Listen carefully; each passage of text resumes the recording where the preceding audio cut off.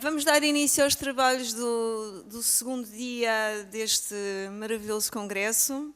Vamos começar com a conferência subordinada ao tema Queda Espiritual segundo Francisco de Assis, por Jorge Damas.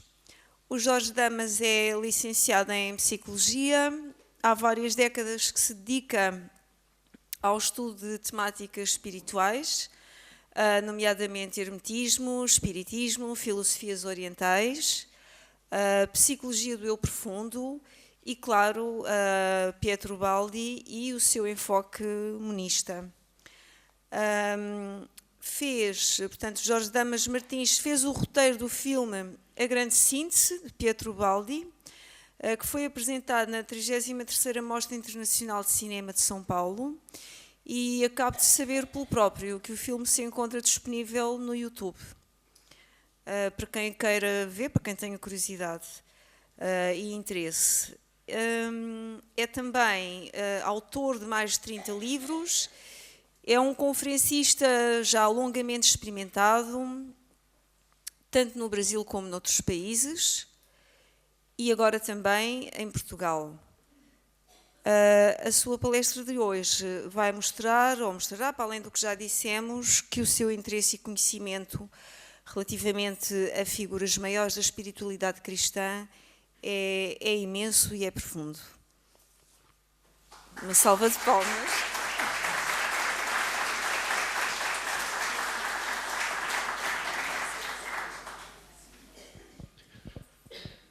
Meus amigos, que a paz de Jesus permaneça em nossos corações. É uma alegria abraçar a comunidade lusitana, simpática e amiga da obra do professor Pietro Baldi. É muito bom também rever os amigos do Brasil e aqui poder compartilhar com vocês a grande fonte de inspiração de Pietro Baldi, que foi Francisco de Assis. Então, eu quero tratar do tema A Queda Espiritual segundo São Francisco. Mas eu vou aprofundar um pouquinho mais falando da gênese, da revelação da queda em Pietro Baldi, para a gente entender como que ele foi buscar na fonte de Francisco de Assis. Então, eu vou pegar alguns minutos antes de entrar diretamente em Francisco de Assis, para a gente ver como que ele escreveu o principal livro dele, o livro que norteia toda a obra dele, que é o Deus e o Universo. Por que Deus e o Universo? Porque ele apresenta a obra num todo, em termos de involução, que é a queda espiritual, e evolução, que é a ascensão e o retorno a Deus.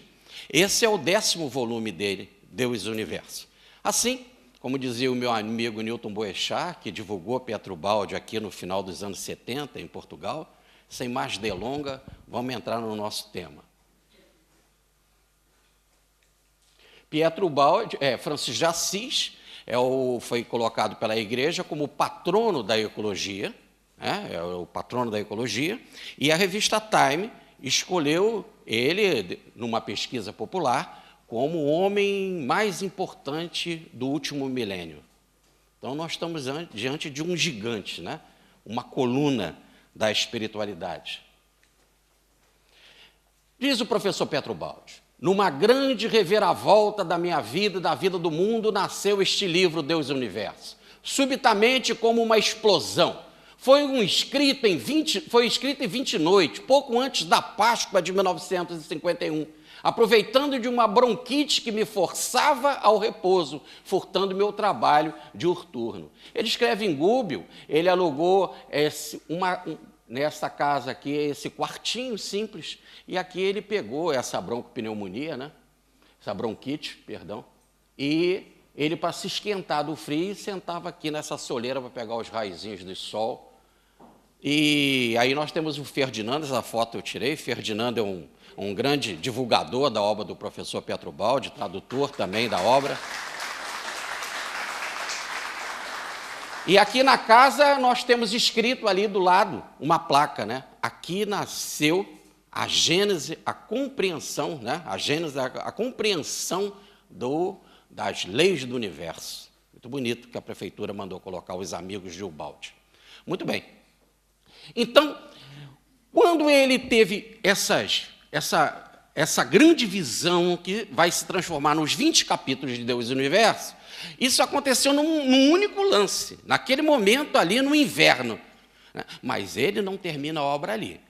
A descida do ideal vinha, depois ele passava para comparação com outros gigantes da humanidade e depois trabalhava o racional. Então ele vai escrever esse livro todo até o final de 1952. Vamos acompanhar essa trajetória, essa gênese da queda em Ubaldi.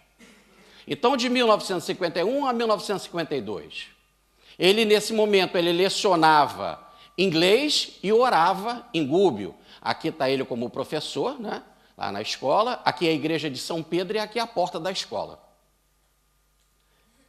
Ele também visitava a família, e aí nós temos uma foto muito interessante que a minha Regina Lúcia pesquisou, numa árdua pesquisa, ela descobre essa foto, que é de 52, então é desse período, e ele visitando a família, as netinhas, porque ele morava em Gúbio e a família em Assis, né? Então aí mostra todo o carinho do professor Pietrobaldi, toda a meiguice dele, né? E ele escrevia artigos nesse período, inclusive artigos para Portugal. Olha lá, revista Estudos Psíquicos, naquele período ele escreve para Portugal. Divulga a obra dele, corrige livros, revia as traduções da obra dele e cuidava da correspondência. Então, ele também, nesse período, vai fazer uma viagem ao Brasil e, pasme, a Portugal. Porque não tem como se chegar no Brasil no sentido conceptual, no sentido lógico, vindo de qualquer lugar sem passar por Portugal. Porque foi Portugal que abriu as navegações para chegarmos ao Brasil. Por isso que o avião dele vai parar em Portugal. Ele vai falar com os amigos portugueses há 65 anos atrás, 65, 66 anos atrás. Então, aqui acontece. Foi esse o amigo dele, grande líder do movimento espiritualista aqui em Portugal, Isidoro Duarte dos Santos, que era o fundador da revista Estudos Psíquicos e do Centro Espiritualista Luz e Amor. E a revista Estudos Psíquicos vai publicar a viagem dele e a chegada dele aqui em Portugal. Foi assim, diz a revista. Nos fins de junho, recebemos carta de Pietrobaldi, nosso redator correspondente na Itália. Então, Pietrobaldi era redator correspondente na Itália da revista em Portugal.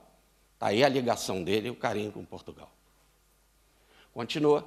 Informando-nos de que seguiria de avião para o Brasil ou no dia 14 ou no dia 20 de julho corrente, devendo tocar o aeroporto de Lisboa às 6h45 desse dia, com a demora de 50 minutos. A fim de o cumprimentar, deslocamos-nos à Portela da Sacavém, acompanhados dos confrades Major Eurico Suzarte, Antônio Cardoso e Túlio Rosas. Quando eles chegam lá no aeroporto, diz o amigo dele, ali soubemos, porém, que o avião não trouxera aquele amigo. Ficava agora a hipótese do dia 21. E foi realmente no dia 21 que ele parte. Em virtude de afazeres particulares, não podemos comparecer à hora exata, razão porque o nosso confrade Suzarte apresentou a Pietrobaldi os nossos cumprimentos e os do Centro Espiritualista Luz e Amor, desejando-lhes feliz viagem. Quando chegamos ao aeroporto, já o escritor estava a bordo da aeronave. Pietrobaldi vai ao Brasil ao convite dos espíritas de Além Atlântico, que ele encontre as maiores facilidades na sua empresa, são os desejos de todos nós que nos habituamos a admirá-lo através da sua extraordinária mediunidade. Então, Pietrobaldi já amado, já admirado em Portugal desde 1951, quiçá antes ainda. E ele, como redator, correspondente, o que ele vai fazer? Quando ele chega na Itália, de volta da viagem ao Brasil, ele vai escrever para Portugal, contando como foi a viagem. E quais são as suas impressões e interesses por Portugal. Acompanhemos. Acho que vale a pena. É Ubaldi falando para os portugueses, precisamente há 65 anos atrás, 14 de fevereiro de 52. Então, nós estamos há 65 anos atrás que Ubaldi conversava com os amigos portugueses e unindo Portugal ao Brasil. Diz ele: meu querido amigo Isidoro Duarte dos Santos. Hoje em dia, 65 anos depois, talvez ele dissesse assim: meu querido amigo José Manuel Anacleto. Tudo bem?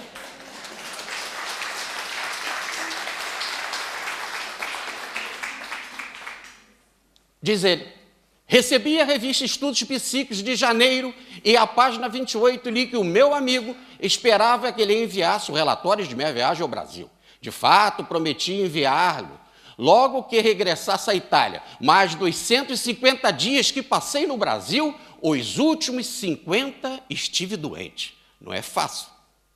É porque você é missionário que encontra facilidade. O antissistema é danado.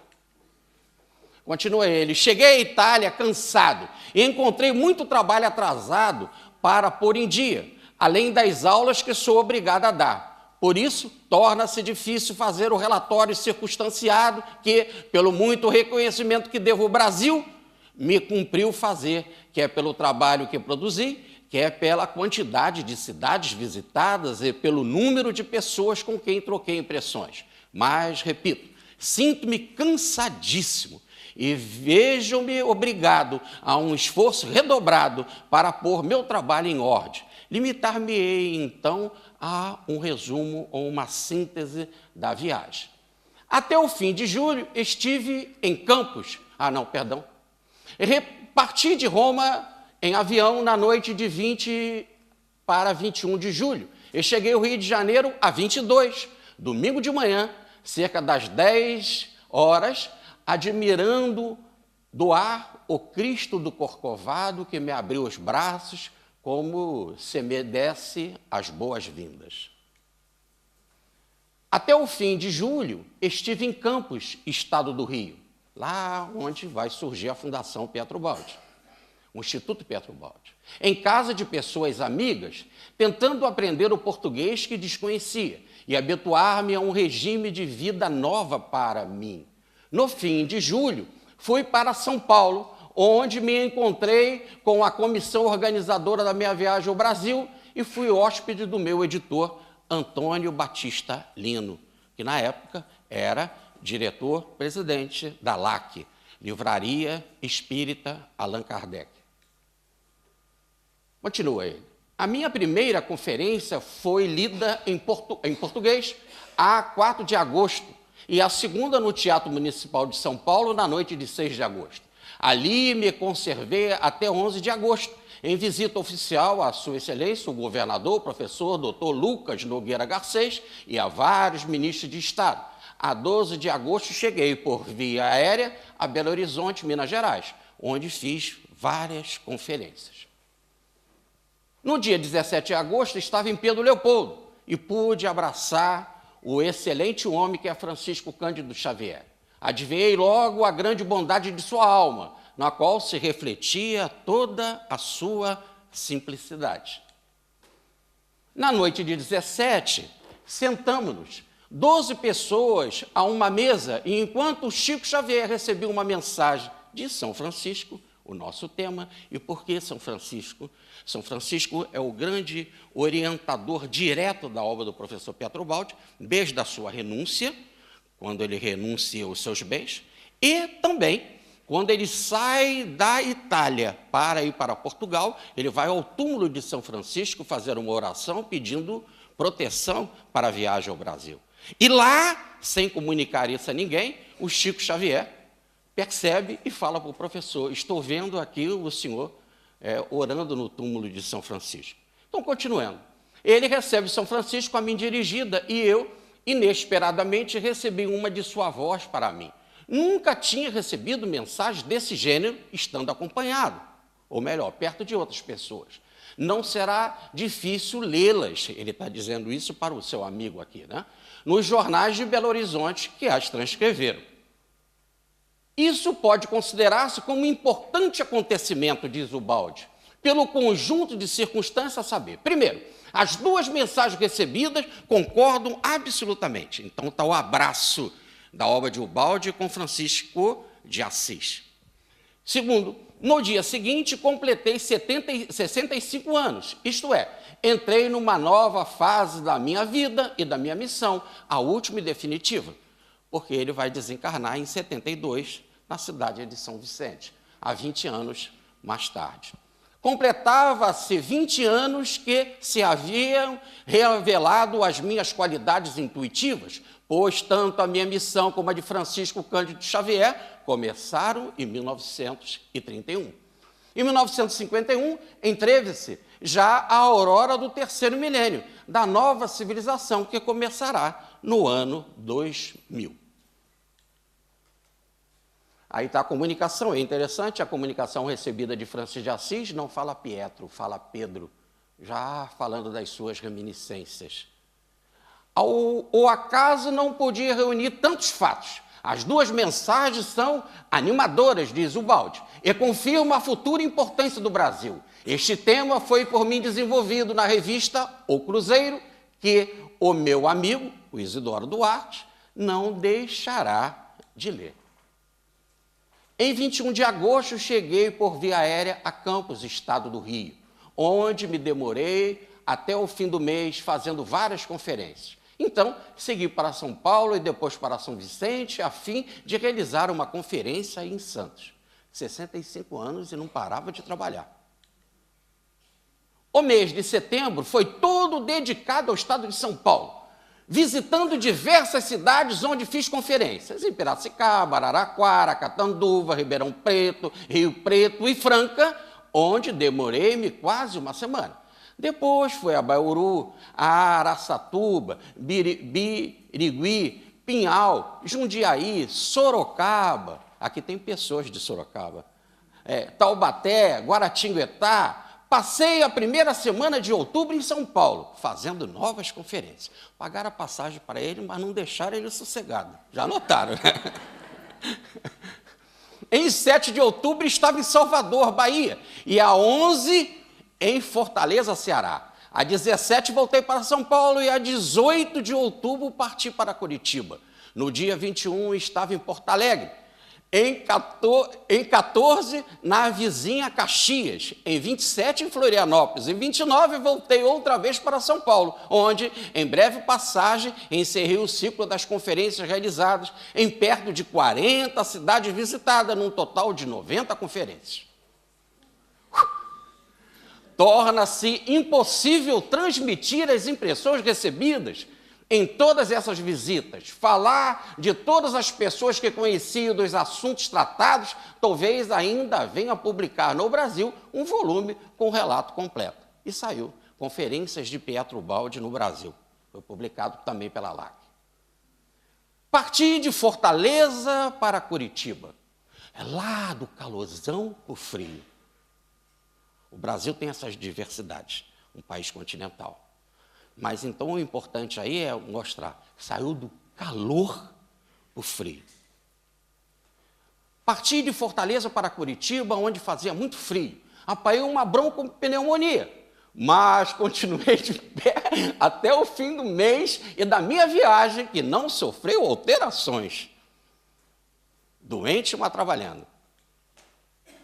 No fim do mês, terminados os trabalhos, cheguei a Campos e dei então licença ao meu corpo para estar doente. E a febre manifestou-se com violência, atingindo 39. Vem a frase: dei autorização ao meu corpo para estar doente.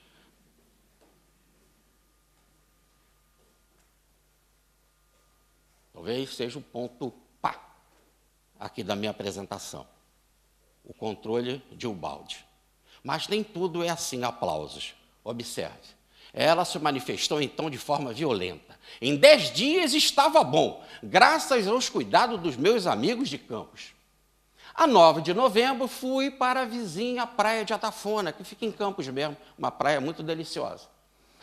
A descansar um pouco antes de empreender a viagem de regresso à Europa.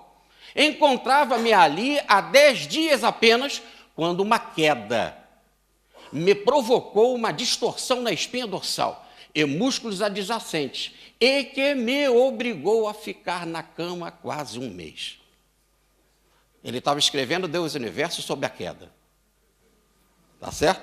Aí interpretaram as forças interpretaram ao pé da letra. Mas ele vai contar. Conheço esses ataques das forças do mal que pretende inutilizar-me.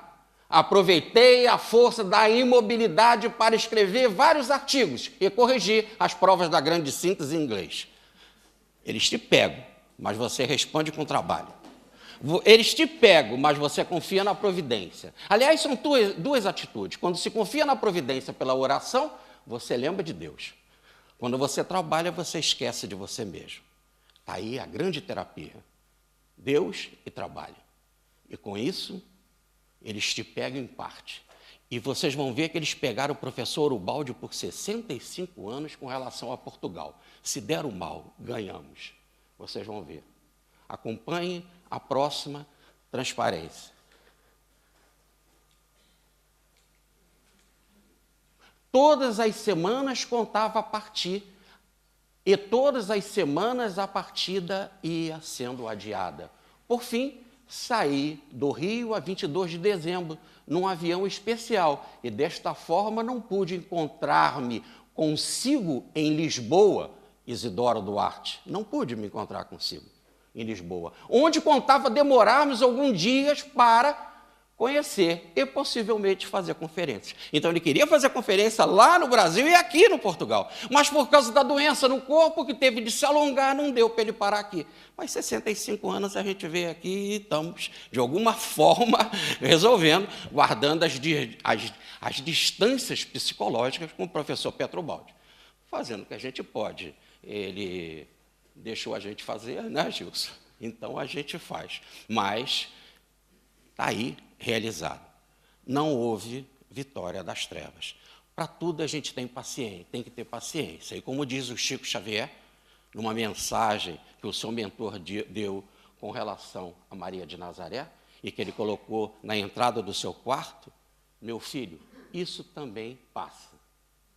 Todos os problemas passam.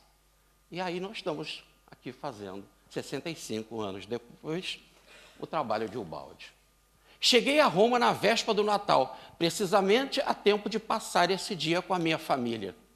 Eis, em resumo, o que foi a minha viagem. Se quisesse descrevê-la em pormenor, teria de escrever um livro. Fiquei pesaroso por não ter podido conhecer Portugal, mas as minhas impressões sobre o Brasil são maravilhosas. Parti às cegas, desconhecendo aquele grande país, e voltei entusiasmado com as suas belezas naturais, com a cortesia dos seus habitantes, confiante na sua futura grandeza. De tudo isso falei nas entrevistas concedidas a diversos jornais. Nessas entrevistas, tracei o quadro da história do mundo nos próximos 50 anos e a posição do Brasil, que será uma posição de primeiro plano. Nas conferências, tratei assuntos fundamentais, depois expostos mais profundamente em conversas particulares e discussões públicas. Esses assuntos eram: um psicomatemático para a Faculdade Universitária de Engenharia, um de Biologia para a Faculdade de Medicina, um de Jurisprudência e Ciências Econômico-Sociais para a Faculdade de Direito, um de Argumentos Históricos ou Filosóficos para a Faculdade de Filosofia. Aí está a mente universal de Ubaldi. Assim, tocando simultaneamente os mais longínquos ramos do saber humano, englobando-os num princípio único, monismo, pude dar o sentido da unidade do todo, mesmo como fenomenologia. Cada tema era exposto em síntese, sem me perder no dédalo das análises e principalmente como orientação para facilitar a solução de todos os problemas em todos os campos. Isso conforme o princípio que sempre sustentei: universalidade e imparcialidade. No campo filosófico e religioso, doutrinário, procurei sempre os pontos de mútua compreensão, evitando e condenando o espírito de polêmica como expressão psicológica de um tipo biológico atrasado que hoje se está abandonando. Foram assim as palavras iniciais do nosso José Manuel Anacleto. Que o nosso encontro seja de paz, no respeito mútuo das opiniões. Procurei sempre semear a concórdia no princípio de unidade, que é o futuro. Difundir principalmente a bondade que, em minha opinião, é a do que mais precisamos. Nos dias que vão correndo, nesta atmosfera de amorosa compreensão, calar-se-ão as vozes discordantes, assim foi possível trabalhar em todos os campos, semeando bondade e paz. Na minha mensagem aos amigos brasileiros, enviados antes de partir, perguntei se o Brasil teria compreendido e saberia responder. Hoje posso dizer, sim, o Brasil compreendeu e respondeu com a sua adesão. Já o pressentia, mas agora tenho a certeza e essa confirmação aumenta minha responsabilidade no cumprimento da minha missão, a qual devo dedicar-me enquanto me restam forças. Nesta carta, que o meu amigo Isidoro Duarte Santos pode publicar, e agora nós devolvemos a vocês, toda ou em parte, como entender, desejo exprimir o meu público e sincero agradecimento pela forma como fui acolhido no Brasil. Nunca esquecerei e recordo saudosamente os amigos que tanto me estimam. Perdoa-me a brevidade dessa carta. Em vez do descanso de que tanto precisava, encontrei ao regressar trabalho dobrado. Estou terminando o 10º volume, Deus e o Universo. Queira aceitar os meus sinceros cumprimentos, Pietro Baldi. Então o livro começou lá no frio de 51. Já agora, em fevereiro de 52, ele continuava escrevendo o livro. E vai ficar assim até chegar ao Brasil. No Brasil, ele vai chegar já com o livro pronto, Deus e o Universo, no dia 8 de dezembro de 1952, juntamente com a sua mulher, a filha e 2 netas. E no dia 8 de dezembro, dedicada a Nossa Senhora da Conceição Aparecida, padroeira do Brasil, e, interessante, porque na capela do Palácio Aliori, onde ele teve a sua infância e os seus pais moravam, ali a capela é dedicada à Imaculada Conceição. Mas aqui tem algo interessante. Se eu disse que ele fez tanta coisa, escreveu, corrigiu livros, fez tradução, viajou para o Brasil, esteve em Portugal e era redator, correspondente, se tinha tudo isso, ele também não parava de perguntar sobre as coisas franciscanas, isso desde sempre, desde novinho. E aí que está a grande importância. Fazer todas as viagens, escrever esses artigos, estar em contato com o povo, foi fundamental para colocar em forma prática o rasgo intuitivo que é Deus e o Universo. Mas o que mais o tocou foi o encontro franciscano, que desde sempre mexia a sua alma. E ele conta: peregrinei por toda esta minha terra úmbrica. Ele escreveu Deus e o Universo em Gúbio, lá a terra do lobo, do Francisco e o Lobo. E me detive longamente para me encontrar a mim mesmo. Nos seus silêncios austeros e sublimes, minha alma viveu sua mais intensa maturação. Então, onde que o Baldi teve a sua maior maturidade? Na Úmbria, no contato com as vibrações franciscanas. Está aí o toque para entendermos a queda. E por isso que eu vou falar da queda de Francisco. Continua ele: peregrinei por toda esta terra franciscana, de Assis, onde ele tinha um apartamento e a família estava morando, e ele ficava em Gúbio para trabalhar, pertinho, a Gúbio, né, a terra do lobo lá, é onde ele escreveu. Do Subásio, a terra lá dos mosteiros, do mosteiro dos beneditinos, tão ligados a Francisco de Assis, que deram a porciúncula para Francisco, ele também esteve. No Alverne, onde Francisco recebeu as marcas da cruz, o primeiro estigmatizado da história, na porciúncula, a porçãozinha, pequenininha, porçãozinha porciúncula, que é a igreja dedicada a Santa Maria dos Anjos. E em Grécio, aonde que ele ficou exilado por castigo de Frei Elias. Eu já estou falando ele porque ele é o freilhão. E que em Grécio, Francisco inventou o presépio, que consola tantas casas nos períodos natalinos. Andei, diz Ubaldi, andei apaixonadamente interrogando as antigas pedras, fenômeno de psicometria, interrogando as pedras para que me contasse o segredo de sua história. Espreitei-as ao meu coração, banhei-as de lágrimas e falei: dize-me, vós que o viste, o São Francisco humilde e pobre, recordais, não é possível que um hálito ou uma vibração de seu imenso respiro não tenha ficado também em vós. Então foi nessa busca, no contato com a natureza, mergulhando no espírito, na alma de Francisco, é que ele vai ter a sua maior maturação. E a maior maturação dele é no rasgo das 20 visões de Deus e do universo. E eu vou, a partir de agora, entrar na queda em São Francisco, mas só abordarei frases franciscanas do século XIII, ou melhor, as biografias mais fidedignas e próximas de São Francisco. São Francisco é um dos santos mais bem registrados da história.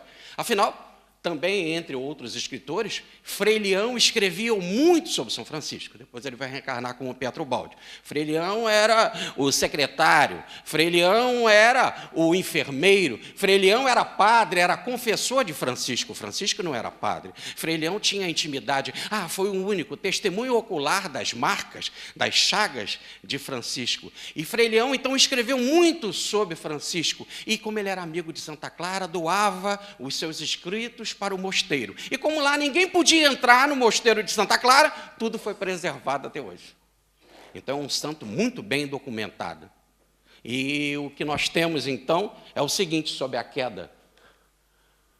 Diz Francisco, na regra não bulada. Agora, como a palestra vai ficar aqui para vocês, no computador, eu não vou, e vocês ficam à vontade para apanhar o texto, eu não vou ficar dizendo o nome dos autores. Já disse que todos são do século XIII. Tá bem? Mas só essa aqui para explicar. Na regra não bulada, que foi a regra que ele começou a montar para receber a autorização do Vaticano, a regra definitiva, que é a regra bulada ou carimbada do Vaticano, diz ele o seguinte: outra coisa não desejamos, senão o nosso Criador, o único e verdadeiro Deus, que é o bem pleno, o bem todo, o bem inteiro, o sumo e verdadeiro bem, que só Ele é bom. Então, Deus é legal, Deus é bom, Deus é perfeito. Dele só poderia partir algo bom, perfeito. E ele ainda explica melhor: onipotente, altíssimo, santíssimo e sumo Deus, Pai santo e justo, Senhor e Rei. Então, você é rei, quer dizer, é o coordenador, é o chefe da criação.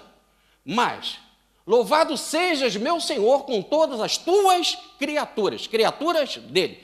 Se ele é bom e perfeito, tudo tinha de ser perfeito. Esse é o pensamento de Francisco. Continuemos. Mas, como Deus nos fez esse sumo bem perfeito, criaste-nos todos os seres espirituais e corporais. Não éramos só espírito, centro de consciência, mas tínhamos uma individualidade, uma diferença de um para o outro. Diz o Baldi que na criação divina, nenhum é igual. Nenhum é xerox do outro. Aqui pode falar xerox? Se entende assim, não? Xerox, cópia, cópia, cópia. Nenhum é cópia do outro. Né? Todos somos diversos, porém, criados por Deus dentro da harmonia. Todos espirituais e corporais. Nos fizeste a sua imagem e semelhança. Deus é espírito, nós somos espíritos. E nos colocaste no paraíso. Então, a criação originária era a semelhança de Deus e estávamos aonde? No paraíso. Linguagem atual. Sistema, linguagem atual. Céu, linguagem atual. Plano espiritual. Espírito e corpo antes da queda. A criação do espírito. A teosofia nos fala em arrupa, que é o corpo mental ou o corpo sem forma ou causal, que é o espírito. Quer dizer, aquele que causa tudo, que coordena tudo, que comanda tudo. Tanto que quando o espírito vai embora, o corpo se desfaz. Ele é o causal. E o corpo em si é o corpo mental, que é o rupa, que é o corpo que tem forma, ou melhor, que nos distingue um do outro. Mas ele vai falar num discurso dele para os seus frades. Considerai, diz Francisco nas suas demonstrações, considerai, ó homem, a que excelência te elevou o Senhor, criando-te e formando-te, segundo o corpo, a imagem do Filho, e segundo o Espírito, a sua própria semelhança. Então, nós somos semelhantes a Deus, iguais, se quisermos comparar, ao Filho, a Jesus. Então, foi algo de uma criação maravilhosa. Olha o que significa a queda. Não há diferença entre nós e Jesus. E em espírito nós fomos criados à imagem e semelhança de Deus. Por isso que Jesus fala, farás aquilo que eu fiz e coisas maiores. Farão aquilo que eu fiz e coisas maiores. Mas ele conhecia muito bem as Escrituras, e isso está lá no Salmo, no capítulo 8, versículo 6 de Davi. Eu o fizeste, diz Davi, pouco menos do que um Deus, coroando-o de glória e beleza. Então somos nós não somos iguais a Deus, nós fomos criados à imagem e semelhança de Deus, não na mesma potência de Deus, por isso quase um Deus, e colocado no paraíso. Francisco concebe isso e continua, como ele sabia isso das Escrituras, se naquela época tinha tão poucos livros e os livros eram tão caros e ele era pobre. Francisco, as Escrituras e as memórias da vida passada, ele é o João Evangelista de volta. É bom ler os testemunhos das Escrituras, diz Francisco. É bom procurar nelas Deus, nosso Senhor. Mas eu já aprendi tantas as coisas nas Escrituras que para mim é mais do que suficiente recordar e meditar. Ele tinha todas as Escrituras de vivência na alma. Era uma alma das Escrituras. Podemos dizer, era as próprias Escrituras ambulantes. Falava do que estava cheio o coração. Por isso que ele fala, vendo o detalhe do Salmo de Davi. Fomos criados à imagem divina. Continua ele. A lei divina e obediência. Podia, pois, Adão comer toda a árvore do paraíso, enquanto nada fazia contra a obediência, não pecava. É lógico que aqui ele está falando de Adão e Eva, já é o processo evolutivo. Matéria vegetal, animal e nível de consciência. Que diz o Balde no livro do Sistema, que pode haver uma outra queda, uma queda menor que a queda do homem, para repetir a queda maior que a queda dos anjos. Leia no livro Sistema.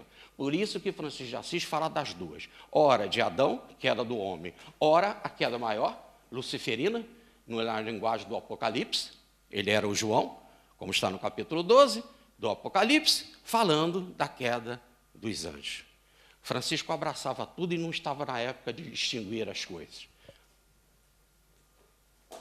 Mas olha o que ele diz, que o motivo real da queda é a desobediência. Desobediência o quê? A lei. Toda vez que você não cumpre a lei, você fica em falta.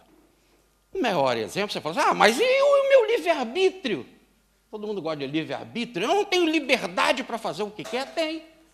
Por exemplo, você tem liberdade para fazer o que quer, um motorista de carro, contanto que ele respeite a lei do trânsito. Senão vão tomar a carteira dele. Repare que liberdade é para viver na ordem, não para fazer o que quer e ir para a desordem. Você não tem liberdade para a desordem. Quando se faz a desordem, você vai para a cadeia. E se na cadeia fizer desordem, vai para a solitária. E para que o trânsito flua bem, todos têm que respeitar as leis. Liberdade está nisso. Facilita a vida de todo mundo e tudo fica uma maravilha. Então, diz Francisco, no centro da sua ideia, o motivo básico da queda é a desobediência. E o que é desobediência? Come, porém, da árvore da ciência do bem e do mal, aquele que reclama sua vontade como propriedade sua. Por isso tem que suportar o castigo. Diz Francisco que a vontade não é propriedade nossa. Quando nós colocamos a nossa vontade como propriedade divina, dá certo. Por isso que o Cristo fala no Getsemane, no Monte das Oliveiras. Já quase no momento da cruz, Pai, que não seja feita a minha vontade, mas a tua. Ou melhor, colocar a minha vontade nas suas mãos. E diz Maria, eis aqui a serva do Senhor, fiat, faça, segundo a tua vontade. Então, nesse exato momento, nós temos a vontade como centro de compreensão, de integração com Deus, compreensão da sua lei e integração. E aí nós temos a queda nos diversos textos. A queda de Adão no Gênesis, a queda de Lúcifer em Isaías, capítulo 14, 12, em Lucas, a parábola do filho pródigo, em Lucas também, no capítulo 10, de Jesus, vi Satanás cair do céu como um relâmpago. No Apocalipse, a queda de Lúcifer. E então eu trago as escrituras de memória, diz Francisco. E proferindo todos os presentes a sentença, o Senhor Deus expulsou do jardim do Éden por um julgamento tão justo quanto misericordioso, e para que voltasse à terra, teoria da reencarnação, olha, Francisco reencarnacionista, proferiu uma sentença bem mitigada da maldição. Fez-lhe vestes de pele, simbolizando nelas sua mortalidade, tendo sido despojado das vestes da inocência. Então, antes você tinha um corpo perfeito, a semelhança do Filho, e no paraíso, ou uma veste da inocência. Com a queda, gerou-se o corpo da mortalidade, ou a morte.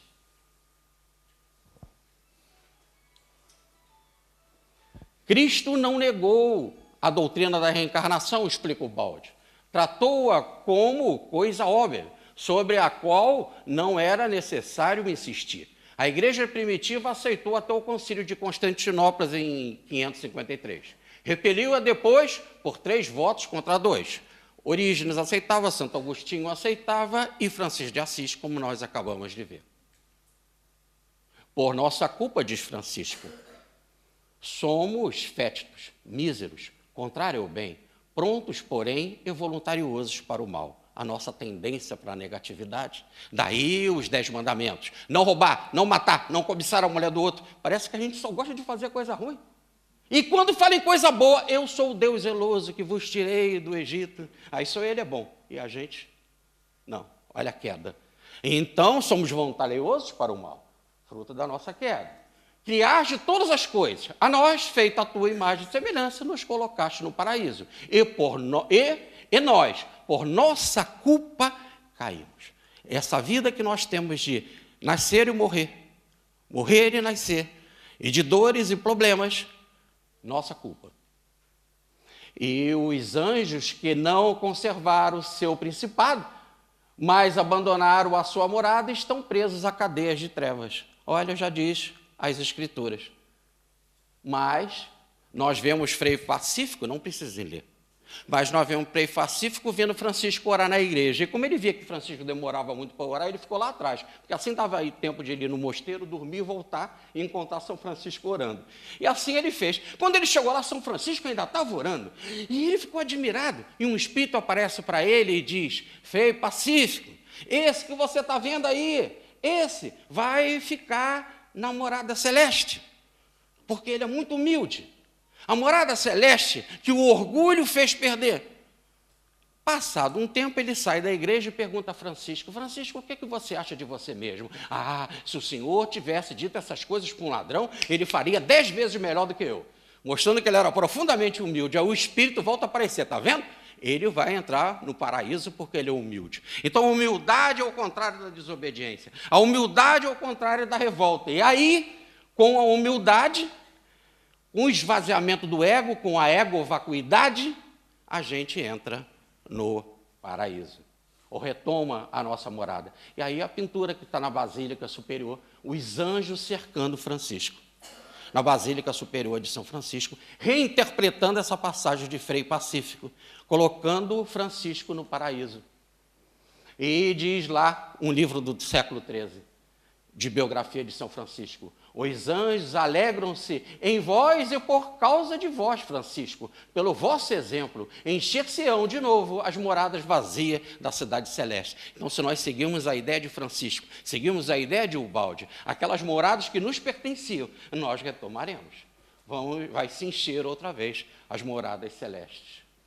E ele gostava de fazer uma quaresma para São Miguel, porque São Miguel era o introdutor da alma no paraíso, como foi São Miguel, como diz o Apocalipse, que tirou os rebeldes de lá. Então é bom ser amigo de São Miguel. E de 14 de agosto, dia de Nossa Senhora, até 29 de setembro, dia de São Miguel, ele fazia uma quaresma. Ele foi lá para o Monte Alverne, e diz o texto, São Miguel, sobretudo a quem cabe o papel de introduzir as almas no paraíso, era objeto de uma devoção especial, em razão do desejo que tinha o santo de saber, de salvar todos os homens. E nesse meio da quaresma chega o dia 14 de setembro. Dia 14 de setembro, grande festa da exaltação da cruz. Diz a história que Santa Helena, mãe de Constantino, descobriu a cruz verdadeira do Cristo. Por isso que ela é a patrona da ecologia, da arqueologia. E, no caso, a data 14 de setembro. Nesse dia, ele faz uma oração dedicada à cruz. E nessa hora ele pede, quero ter aquele amor, Senhor, que tu teve na medida do possível. Quero ter aquela dor que tu teve na medida do possível. Eu não sei, eu não consigo suportar o que tu suportaste, nem amar como tu amaste, mas na medida do possível. E ali, nesse dia, na madrugada de 14 de setembro, ele faz essa oração. E o que acontece? Ele fica com as marcas do Cristo. Ele se une a Cristo num abraço, num amplexo incomparável. Ele se une e pode dizer que agora ele era um com Cristo. Diz Ubaldi, no livro A Nova Civilização do Terceiro Milênio. São Francisco alcança um estado espiritual que representa o mais alto potencial suportável na fase da evolução humana, seu limite supremo, além do qual a forma material se extinguiria. Chegou o máximo da evolução no nosso planeta. Continua Ubaldi interpretando. O que aconteceu mesmo? Diz Ubaldi. Um caso típico do fenômeno final da evolução humana. Se finir, adeus planeta Terra, em termos de evolução. Mas, o que acontece? Dizem os escritos da época, ele passa a ser um homem novo. Um homem de outro mundo, um outro século. Um espírito, o espírito parecia não mais pertencer à Terra, ou antissistema, mas ao céu, ao sistema. Só a parede da carne separava ainda da visão celeste. Afastado do Senhor pelo corpo, já era co-cidadãos com os anjos, já era um anjo. E, inclusive, era chamado de Alter Cristo, um outro Cristo, o Cristo da Idade Média. E diz mais, numa linguagem quase ubaldiana, trocou o tempo pela eternidade. Já não era, como vimos nas palestras de ontem, dominado mais por espaço e tempo. Já estava completamente unido ao Senhor. E aí, cortado, voltou-se tudo. Como é que eu chego na última ali, para encerrar? Ai. Vai assim? Vai na marra? Caramba! Não se preocupem, as trevas gostam de fazer isso, mas a gente pega ela. Falta só essa.